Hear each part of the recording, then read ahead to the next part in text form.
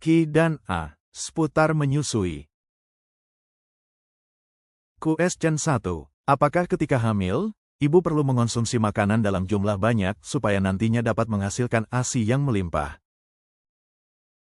Tidak ya Bunda, jumlah ASI yang dihasilkan bukan dipengaruhi dari banyaknya makanan yang dikonsumsi oleh ibu ketika hamil namun dipengaruhi oleh isapan bayi ketika nanti menyusu.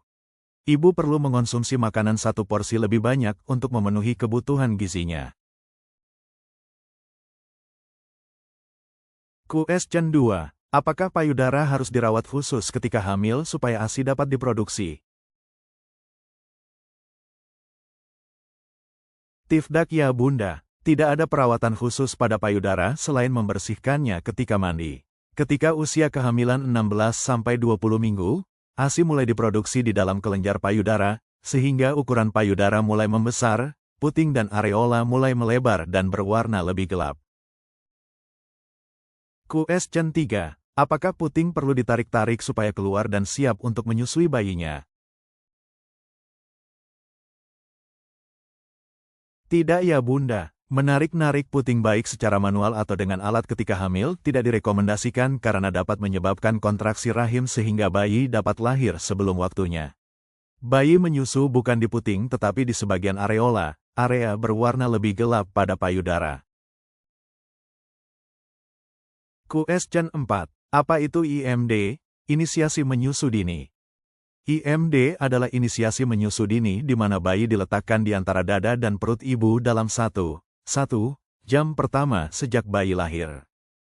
Question 5. Apa manfaat melakukan IMD?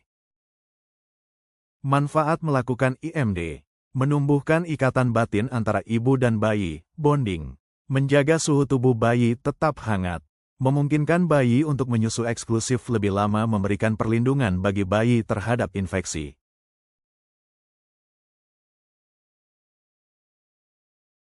Question 6. Apakah ASI yang pertama keluar basi dan harus dibuang?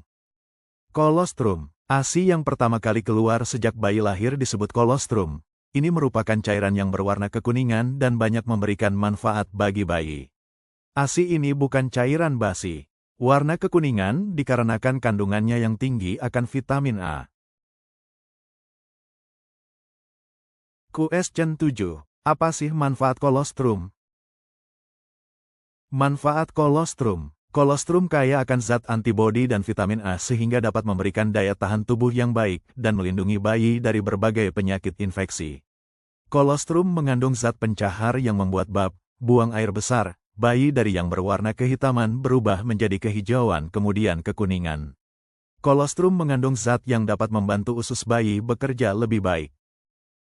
Question 8. Apakah normal jika ASI yang keluar di hari-hari pertama jumlahnya sedikit? ASI yang keluar pertama kali disebut kolostrum dan jumlahnya memang masih sedikit.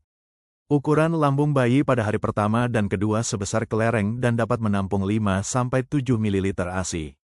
Ukuran lambung pada hari ketiga sebesar bola pingpong dan dapat menampung sekitar 20-30 ml ASI.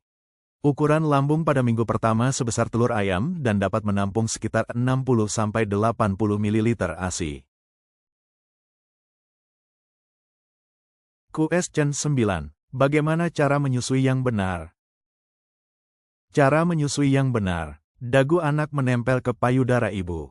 Mulut anak terbuka lebar. Sebagian besar areola terutama bagian bawah, masuk ke dalam mulut anak. Bibir anak terlipat keluar. Anak tampak menghisap kuat dengan irama perlahan.